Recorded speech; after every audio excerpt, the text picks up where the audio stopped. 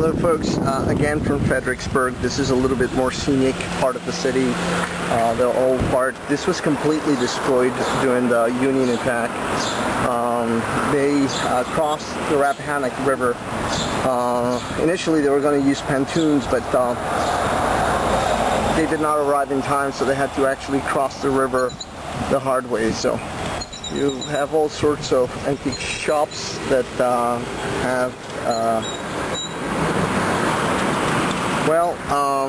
items from the time period, and it's just a pleasure to be able to see this beautiful city restored, and so just bring the story to you as well. Yeah, it would take 100 years, by the way, for the population that at the time was about 5,000 to be restored to its original numbers. And it's really I-95, when it was built in the 1960s, that will bring life to this part of the country again. Otherwise it was forgotten. Alright. Okay guys, I will catch you later. Hello folks, again today is July 22nd, the 39th day of the Tour of Discovery, and I am right now on the Chatham Bridge. This bridge was constructed in the early 20th century. It did not exist during the time of the Civil War. In fact, the bridges that were constructed here and that did exist, the wooden bridges, they were all burned by the locals because they wanted to stop the Union forces, which were coming from actually where the camera is pointing to take the city. Well, the town actually. You have 5,000 people, and by the way, over there you can see the Rappahannock River. So it was going to be a very difficult operation if they didn't get the pontoons in time, and they didn't. So by the time that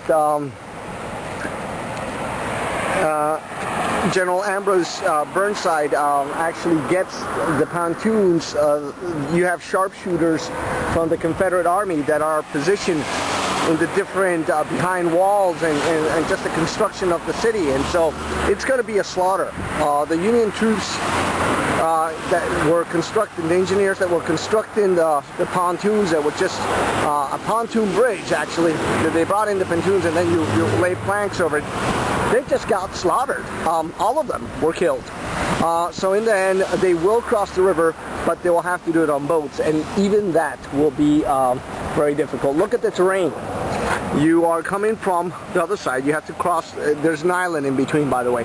So you have to cross over, and then you still find more water, and then it's uphill, and you have sharpshooters over from this side, just throwing everything they can at you. It's sad story of terrible destruction. Civil War is one of those chapters that will forever mark us, and hopefully from that crisis we are able to learn. And there are many wounds that even today. I was talking to a lady, and she was talking and she was relating something. She said, in the Army of Occupation, well, that means there are these feelings that, well, the Southern, the Confederate States felt that, the Union forces were an army of occupation. And then she backtracked and used a different term, but just the fact that, she mentioned it means that the feelings are there. And hopefully over time we'll be able to overcome these, but it takes a lot of time to heal those type of wounds because they're passed down from, grandfather to father or daughter, and so on and so forth. These, what we do in life does ripple in eternity, and either the good or the bad. So I am going to, at this point in time, go back. I'm going to ride through